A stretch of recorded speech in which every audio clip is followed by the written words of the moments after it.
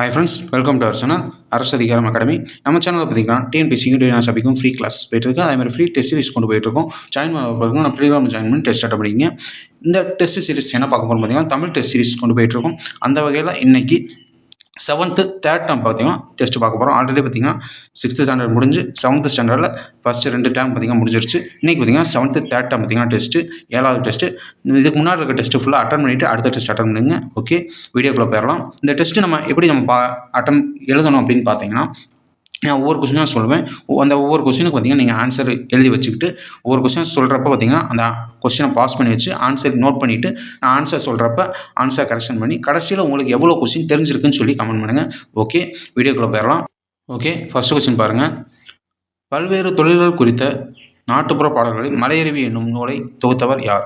எப்படின்னு பாருங்கள். பல்வேறு தொழில்கள் குறித்த நாட்டுப்புற பாடல்கள் மலையருவி என்னும் நூலை தொகுத்தவர் யார் அப்படின்றதான் கேள்வி. First question. ஓகே, ஆன்சர் பார்த்தாலாம். ஆன்சர் பார்த்தீங்கன்னா கிவா ஜெகநாதன் அப்படின்றவர் தான் பார்த்தீங்கன்னா அந்த நூலை தொகுத்தவர். நோட் பண்ணிக்கங்க. மலையருவி நோட் பண்ணிக்கங்க. அடுத்த கொஸ்டின். Second question. கொம்பு முளைத்த குதிரை போல இதில் எந்த அணி இடம்பெற்றுள்ளது? Second question. கொம்பு முளைத்த குதிரை போல இதில் எந்த அணி இடம்பெற்றுள்ளது அப்படின்றதான் கேள்வி. நோட் பண்ணிக்கங்க. ரொம்ப முக்கியமான கொஸ்டின். அணி இலக்கணம் நோட் பண்ணிக்கங்க. ஆன்சர் பார்த்தீங்கன்னா இல்பொருள் உவமை அணி. இல்பொருள் உவமை அணி தான் பார்த்தீங்கன்னா இந்த அடிகளில் இடம்பெற்றிருக்கு. நோட் பண்ணிக்கங்க. அடுத்த கொஸ்டின். மூன்றாவது கொஸ்டின். அறிக அறிவியல் என்னும் இதழை நடத்தியவர் யார்? அறிக அறிவியல் என்னும் இதழை நடத்தியவர் யார் அப்படின்றதான் கேள்வி. Third question. ஆன்சர் பார்த்தாலாம். ஆன்சர் பார்த்தீங்கன்னா ஆப்ஷன் பி, குன்றக்குடி அடிகளார். குன்றக்குடி அடிகளார் தான் பார்த்தீங்கன்னா அறிக அறிவியல் அப்படின்ற இதழை நடத்தியிருப்பார். அடுத்த question. Fourth question. Poigai Alvar எந்த ஊரில் பிறந்தார்? எப்படி பாருங்க. பொய்கை ஆழ்வார் எந்த ஊரில் பிறந்தவர் அப்படின்றதான் கேள்வி. பொய்கை ஆழ்வார் எந்த ஊரில் பிறந்தவர் அப்படின்றதான் கேள்வி. Fourth question. ஆன்சர் பார்த்தாலாம். ஆன்சர் பார்த்தீங்கன்னா திருவேக்கா அப்படின்ற ஊரில் பிறந்தவர் தான் பார்த்தீங்கன்னா பொய்கை ஆழ்வார். திருவேக்கா நோட் பண்ணிக்கங்க. அடுத்த கொஸ்டின். 5வது கொஸ்டின். மலைப்பொழிவு என்னும் பகுதி எந்த நூலில் இடம்பெற்றுள்ளது? மலைப்பொழிவு என்னும் பகுதி பார்த்தீங்கன்னா எந்த நூலில் இடம்பெற்றுள்ளது அப்படின்றதான் கேள்வி. 5வது கொஸ்டின். மலைப்பொழிவு அப்படின்ற பகுதி பார்த்தீங்கன்னா எந்த நூலில் இடம்பெற்றுள்ளதுன்னு பார்த்தீங்கன்னா இயேசு காவியம். நோட் பண்ணிங்க. இயேசு காவியம் அப்படின்ற நூலில் தான் பார்த்தீங்கன்னா இடம்பெற்றிருக்கு. நோட் பண்ணிக்கங்க. 6வது கொஸ்டின். விடுதலை போராட்டத்தின் போது காயிதே மில்லத் எந்த இயக்கத்தில் கலந்து கொண்டார்? எப்படின்னு பாருங்க. விடுதலை போராட்டத்தின் போது காயிதே மில்லத் பார்த்தீங்கன்னா எந்த இயக்கத்தில் கலந்து கொண்டார்? 6வது கொஸ்டின். ஆன்சர் பார்த்தீங்கன்னா ஒத்துழையாமை இயக்கம். ஆன்சர் ஒத்துழையாமை இயக்கத்தில் பார்த்தீங்கன்னா கலந்துருப்பார் காயிதே மில்லத். நோட் பண்ணிக்கங்க. அடுத்த கொஸ்டின். 7வது கொஸ்டின். வினைமுற்றுக்குரிய வேர் சொல்லை எழுதுக. தருகின்றனர் அப்படின்றதுக்குரிய வேர் சொல் கண்டுபிடிக்கணும். ஓகே, ஆன்சர் பார்த்தோம்னா ஆன்சர் பார்த்தீங்கன்னா தா. தருகின்றனர் அப்படின்ற வேர் சொல் என்ன பார்த்தீங்கன்னா தா. நோட் பண்ணிக்கோங்க. ஓகே, அடுத்த கொஸ்டின். 8வது கொஸ்டின். இந்தியாவுக்கும் சீனாவுக்கும் இடையே எந்த ஆண்டு நடந்த போருக்கு தனது ஒரே மகனை போர் முனைக்கு அனுப்ப ஆயத்தமாக இருப்பதாக காயிதே மில்லத் அவர்கள் தெரிவித்தார்? எந்த வருஷம் நடந்த போருக்கு காயிதே மில்லத் பார்த்தீங்கன்னா தனது மகனை பார்த்தீங்கன்னா அனுப்புவதாக இருந்ததாக சொல்லியிருக்காங்கன்னு பார்த்தீங்கன்னா எந்த ஆண்டுன்னு பார்த்தீங்கன்னா 8வது கொஸ்டின். ஆன்சர் பார்த்தாலாம். ஆன்சர் பார்த்தீங்கன்னா 1962. நோட் பண்ணிக்கங்க. ஓகே, அடுத்த கொஸ்டின். 9வது கொஸ்டின். ஒத்துழையாமை இயக்கம் எந்த வருடம் நடைபெற்றது? ஒத்துழையாமை இயக்கம் எந்த வருடம் நடைபெற்றது அப்படின்றதான் கேள்வி. 9வது கொஸ்டின். ஒத்துழையாமை இயக்கம் எந்த வருஷம் அப்படின்னு கேட்டிருக்காங்க. 1920. Option B 1920. அடுத்த கொஸ்டின். 10வது கொஸ்டின். சே பிருந்தா அவர்கள் எழுதிய நூல்களில் பொருந்தாதது. எப்படி பாருங்க. சே பிருந்தா அவர்கள் எழுதிய நூல்களில் பொருந்தாதது எது அப்படின்றதான் கேள்வி. 10வது கொஸ்டின். ஆன்சர் பார்த்தாலாம். ஆன்சர் பார்த்தீங்கன்னா பிரயாணம். எப்படி பாருங்க. பிரயாணம் அப்படின்ற நூல் தான் பார்த்தீங்கன்னா பிருந்தா எழுதிய நூல்களில் பொருந்தாதது. நோட் பண்ணிக்கோங்க. ஓகே, 16வது கொஸ்டின். மாறியொன்று இன்றி வரத்திருந்த. எப்படின்னு பாருங்க. மாறியொன்று இன்றி வரந்திருந்த காலத்தும் பாரி மடமகள் பான்மகற்கு என்ற பாடல் வரிகள் ஆசிரியர் யார்? எப்படி பாருங்க. மாறியொன்று இன்றி வரந்திருந்த காலத்தும் பாரி மடமகள் பான்மகற்கு அப்படின்ற அடிகள் பார்த்தீங்கன்னா ஆசிரியர் யார் அப்படின்றதான் கேள்வி. 11வது கொஸ்டின். ஆன்சர் பார்த்தீங்கன்னா மூன்றுரை அரையனார். மூன்றுரை அரையனார் தான் பார்த்தீங்கன்னா இந்த அடிகளின் ஆசிரியர். 12வது கொஸ்டின். திக்கெல்லாம் புகழூரும் திருநெல்வேலி என்று திருநெல்வேலியின் சிறப்பை போற்றியவர் யார்? திக்கெல்லாம் புகழூரும் திருநெல்வேலி என்று திருநெல்வேலியின் சிறப்பை போற்றியவர் யார்? 12வது கொஸ்டின். ஆன்சர் பார்த்தோம்னா ஆன்சர் பார்த்தீங்கன்னா திருஞான சம்பந்தர். நோட் பண்ணிக்கங்க. திருஞான சம்பந்தர் தான் பார்த்தீங்கன்னா இந்த திக்கெல்லாம் புகழும் திருநெல்வேலி அப்படின்னு சொல்லியிருப்பாரு. நோட் பண்ணிக்கங்க. 13வது கொஸ்டின். பின்வருவற்றில் சரியான கூற்றுகளை தேர்ந்தெடு. கூற்று 2 கொடுத்துருக்காங்க. எது சரின்னு பார்த்தோம்னா பழமொழி 400 17 கீழ்க்கணக்கு நூல்கள் ஒன்று. ஒவ்வொரு பாடலின் இறுதியிலும் ஒரு பழமொழி இடம் பெற்றிருப்பதால் இது பழமொழி 400 என்று பெயர் பெற்றது. 13வது கொஸ்டின். ஆன்சர் பார்த்தோம்னா ஆன்சர் பார்த்தீங்கன்னா அனைத்தும் சரி. 2 கூற்றுகளும் சரி. 17 கீழ்க்கணக்கு நூலில் ஒன்று தான் பார்த்தீங்கன்னா பழமொழி 400. ஒவ்வொரு பாடலின் இறுதியில் பார்த்தீங்கன்னா ஒரு பழமொழி இடம் பெற்றிருக்கும். So correct. 14வது கொஸ்டின். கைமணி தேசிய விநாயகனார் தமிழை அழுத்தமாக ஆர்வத்தோடும் கற்ற இடம் எது? கைமணி தேசிய விநாயகம் பிள்ளை பார்த்தீங்கன்னா தமிழை அழுத்தமாகவும் ஆர்வத்தோடும் கற்ற இடம் எது? 14வது கொஸ்டின். ஆன்சர் பார்த்தோம்னா ஆன்சர் பார்த்தீங்கன்னா திருநெல்வேலி. நோட் பண்ணிக்கங்க. திருநெல்வேலி தான் பார்த்தீங்கன்னா தமிழை ஆர்வத்தோடு கற்றிருக்கிறார் கைமணி தேசிகம். 15வது கொஸ்டின். சரியா தவறா? அணி என்னும் சொல்லுக்கு வனப்பு என்பது பொருள். 15வது கொஸ்டின். அணி என்னும் சொல்லுக்கு வனப்பு என்பது பொருள். கூற்று சரியா தவறான்னு பார்த்தீங்கன்னா கூற்று சரி. நோட் பண்ணிக்கங்க. 16வது கொஸ்டின். வறுமையை பிணி என்றும் செல்வத்தை டேஷ் என்றும் கூறுவர். வறுமையை பார்த்தீங்கன்னா பிணினும் செல்வத்தை டேஷ் என்றும் கூறுவர் அப்படின்றதான் கேள்வி. 16வது கொஸ்டின். ஆன்சர் பார்த்தீங்கன்னா மருந்து. வறுமையை பிணினும் செல்வத்தை மருந்துன்னு சொல்கிறாங்க. நோட் பண்ணிக்கங்க. ஓகே. 17வது கொஸ்டின். ஆகு பெயர் எத்தனை வகைப்படும்? எப்படி பாருங்க. ஆகு பெயர் எத்தனை வகைப்படும்? ஓகே. ஆன்சர் பார்த்தலாம். ஆன்சர் பார்த்தீங்கன்னா ஆகு பெயர் 16 வகைப்படும். நோட் பண்ணிக்கங்க. ஆகு பெயர் எத்தனை வகைப்படும் பார்த்தீங்கன்னா 16 வகைப்படும். நோட் பண்ணிக்கங்க. என்னென்னு தெரிஞ்சிருக்கணும். அடுத்த கொஸ்டின். 18வது கொஸ்டின். பொறுத்து கொடுத்துருக்காங்க. என்னென்னு பார்த்தரலாம். ஓகே. தன்பொருணை. ஃபஸ்ட் ஆன்சர் பார்த்தரலாம். ஃபஸ்ட் ஆன்சர் நோட் பண்ணிக்கங்க. 18வது கொஸ்டின். ஆன்சர் தெரிஞ்சா கமெண்ட் நோட் பண்ணி வச்சுக்கோங்க. தன்பொருணை, அக்கச்சாலை, கொற்கை, திருவிடமலை. ஓகே. ஆன்சர் பார்த்தரலாம். தன்பொருணைனா பார்த்தீங்கன்னா தாமிரபரணி. ஃபஸ்ட்டு ஆன்சர் பார்த்தரலாம். ஃபஸ்ட்டு ஆப்ஷன் சி தான் கரெக்டு. தன்பொருணை, தாமிரபரணி. அக்கச்சாலைனா பார்த்தீங்கன்னா பொன் நாணயங்கள் உருவாக்கும் இடம். இப்போ கொற்கைனா பார்த்தீங்கன்னா முத்து குளித்தல். திருகுடமலைனா பார்த்தீங்கன்னா குற்றாலம். ஃபஸ்ட்டு தாமிரபரணி, அக்கச்சாலைனா பொன் நாணயங்கள் உருவாக்கும் இடம். கொற்கைனா பார்த்தீங்கன்னா முத்து குளித்தல். திருகுடமலைனா குற்றாலம். ஓகே. அடுத்த கொஸ்டின். பூதத்தாழ்வார் 4000 திவ்ய பிரபந்தத்தில் எந்த திருவந்தாதியை இயற்றியுள்ளார்? பூதத்தாழ்வார் 4000 திவ்ய பிரபந்தத்தில் எந்த திருவந்ததியை இயற்றியுள்ளார் அப்படின்றதான் கேள்வி. 19வது கொஸ்டின். ஆன்சர் பார்த்தோம்னா 2ஆம் திருவந்தாதி. எப்படி நோட் பண்ணிக்கங்க. 2ஆம் திருவந்தாதி.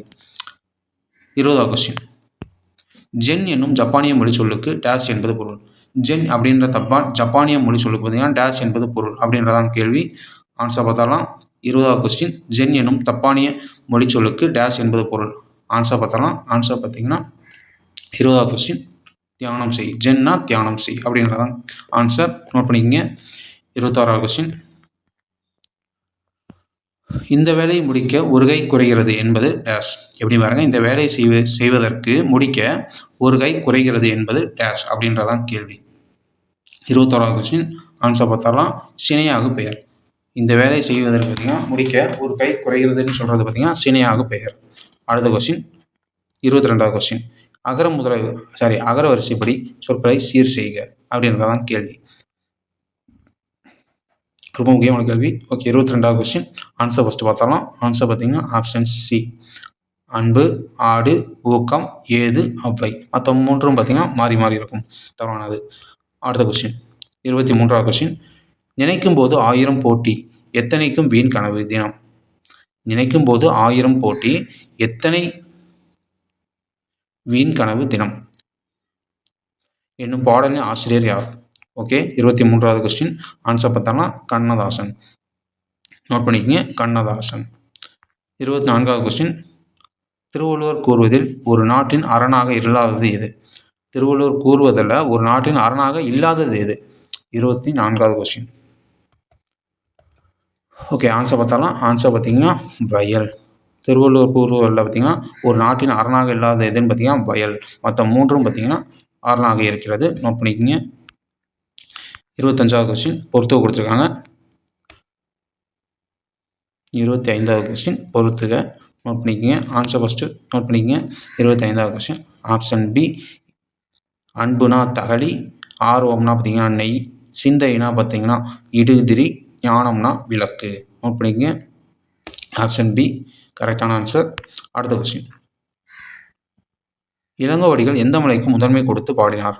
எப்படி பாருங்க, இளங்கோவடிகள் பார்த்தீங்கன்னா எந்த மலைக்கு முதன்மை கொடுத்து பாடினார் அப்படின்றதான் கேள்வி. 26வது கொஸ்டின் ஆன்சர் பார்த்தீங்கன்னா பொதிகை மலை. பொதிகை மலை நோட் பண்ணிக்கங்க. ஆப்ஷன் சி பொதிகை மலை. 26வது கொஸ்டின் பொதிகை மலை. அடுத்த கொஸ்டின் 27வது கொஸ்டின் வானரங்கள் கனி கொடுத்து மந்தியோடு கொஞ்சும், மந்தி சிந்து கனிகளுக்கு வான்கவிகள் கெஞ்சும் என்று குற்றால மண் வளத்தை மலை வளத்தை பாடியவர் யார்? குற்றால மலை வளத்தை பாடியவர் யாருன்னு பார்த்தீங்கன்னா 27வது கொஸ்டின் ஆன்சர் பார்த்தரலாம் திரிகூட ராசபுகராயர். நோட் பண்ணிக்கங்க. திரிகூட ராசபுகராயர் தான் பார்த்தீங்கன்னா வானரங்கள் கனி கொடுத்து மந்தியோடு கொஞ்சும், மந்தி சிந்து கனிகளுக்கு வான்கவிகள் கெஞ்சும் அப்படின்னு சொல்லி பாடியிருப்பாரு. ஓகே.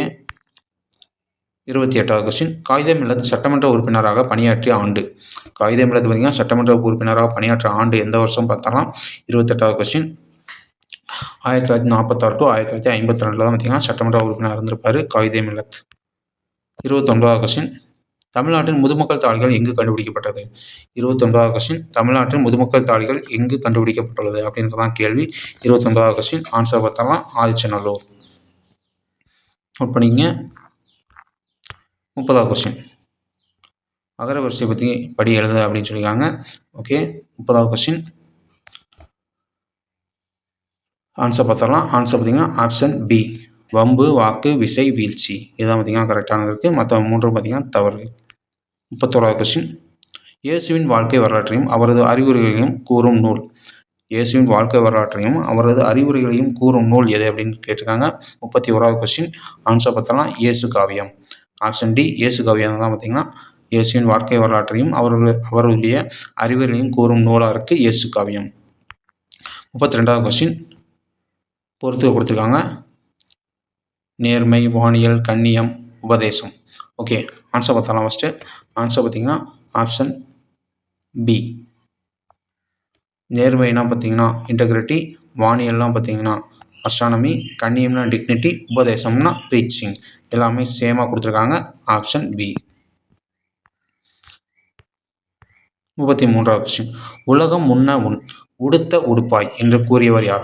உலகம் முன்ன உன் உடுத்த உடுப்பாய் என்று கூறியவர் யார்? 33வது கொஸ்டின் ஆன்சர் பார்த்தலாம். ஆன்சர் பார்த்தீங்கன்னா ஆப்ஷன் ஏ பாரதிதாசன். உலகம் முன்ன உன் உடுத்த உடுப்பாய் அப்படின்னு கூறிய யார் பார்த்தீங்கன்னா பாரதிதாசன். 34வது கொஸ்டின் வினையால் வினையாக்கி கோடால் நனை கவுள் யானையால் யானைய தற்று. எப்படி பாருங்க, வினையால் வினையாக்கி கோடால் நனைகவுள் யானையால் யானையா தற்று என்ற குரலில் பயின்று வந்துள்ள அணி கேட்டிருக்காங்க. நோட் பண்ணிக்க. ஓகே. ஆன்சர் பார்த்தலாம். ஆன்சர் பார்த்தீங்கன்னா ஓமை அணி. 34வது கொஸ்டின் ஓமை அணி. அடுத்த கொஸ்டின் 35வது கொஸ்டின் மீசைக்கார பூனை என்ற நூலின் ஆசிரியர். 35வது கொஸ்டின் மீசைக்கார பூனை என்ற நூலின் ஆசிரியர் யாருன்னு பார்த்தலாம். ஓகே. ஆன்சர் பார்த்தலாம். ஆன்சர் பார்த்தீங்கன்னா பாவண்ணன். மீசைக்கார பூனை என்னும் நூலின் ஆசிரியர் பாவண்ணன். அடுத்த கொஸ்டின் 36வது கொஸ்டின் நுண்துளி தூங்கும் குற்றாலம் என்று குற்றாலம் மலையினுடைய இயற்கை காட்சியின் சிறப்பை பாடியவர் யார்? நுண்துளி தூங்கும் குற்றாலம் என்று குற்றாலம் மலையினுடைய இயற்கை காட்சியின் சிறப்பை பாராட்டியவர் யார்? 36வது கொஸ்டின் ஆன்சர் பார்த்தலாம். ஆன்சர் பார்த்தீங்கன்னா திருஞான சம்பந்தர்.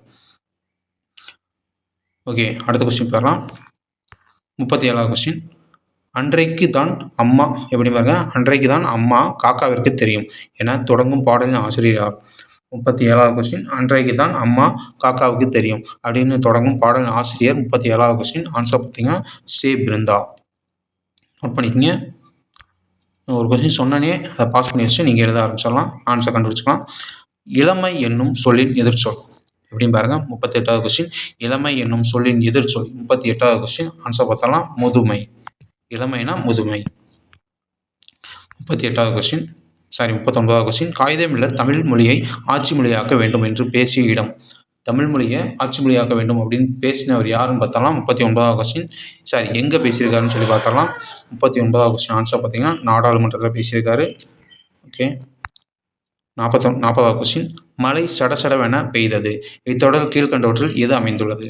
சடசடவென அப்படின்னு சொல்லியிருந்தது பார்த்தீங்கன்னா என்ன வார்த்தை அப்படின்னு சொல்லியிருக்காங்க. ஆன்சர் பார்த்தீங்கன்னா இரட்டை கிளவி. அடுத்த கொஸ்டின் 41வது கொஸ்டின் 4000 திவ்ய பிரபந்தம் தொகுத்தவர் யார்? 4000 திவ்ய பிரபந்தம் தொகுத்தவர் யார் அப்படின்றதான் கேள்வி. 41வது கொஸ்டின் 4000 திவ்ய பிரபந்தத்தை தொகுத்தவர் யாருன்னு பார்த்தீங்கன்னா நாதமுனி. நோட் பண்ணிக்கங்க. ஓகே.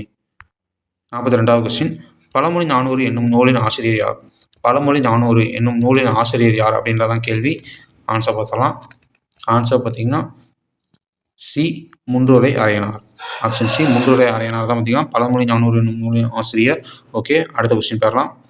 43வது கொஸ்டின் வேர் சொல்லை தேர்வு செய்க. சொன்னார். நோட் பண்ணிங்க. வேர் சொல்லை தேர்வு செய்க அப்படின்னு கேட்டிருக்காங்க. சொன்னார். ஆன்சர் பார்த்தலாம். ஆன்சர் பார்த்தீங்கன்னா சொல்.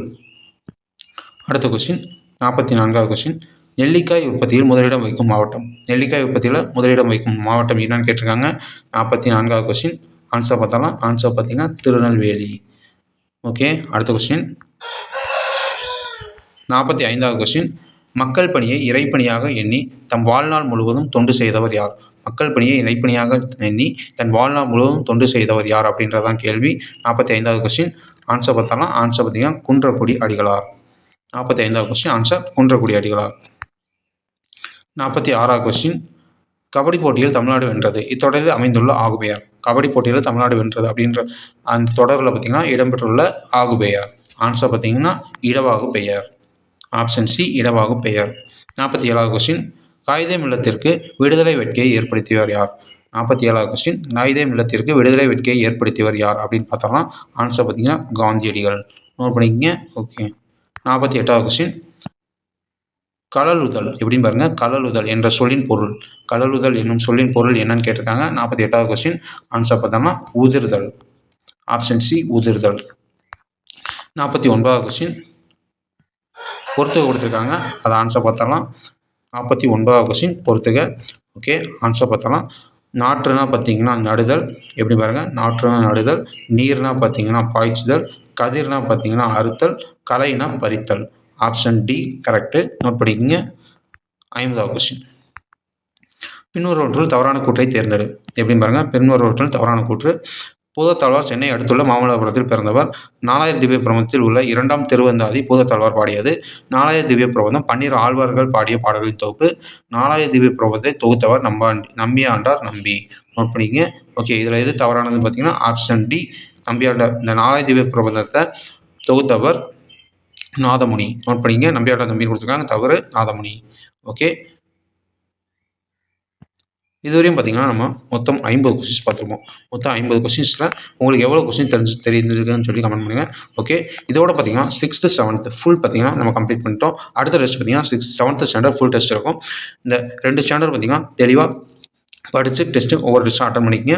இதுக்கு முன்னாடி டெஸ்ட் எந்த டெஸ்ட் அட்டன் பண்ணலைனாலும் டெஸ்ட் அட்டன் பண்ணிவிட்டு இந்த டெஸ்ட் அட்டன் பண்ணுங்க. அப்படின்னா தான் உங்களுக்கு ஒரு ஃபுல்ஃபில் இருக்கும். ஓகே. இந்த வீடியோ பிடிச்சிருந்தா லைக் பண்ணுங்கள். மறக்காம டிஎன்பிஎஸ்சி ப்ரிப்பேர் பண்ணுங்கள். ஃப்ரெண்ட்ஸுக்கு ஷேர் பண்ணுங்கள். Okay friends. தேங்க்யூ.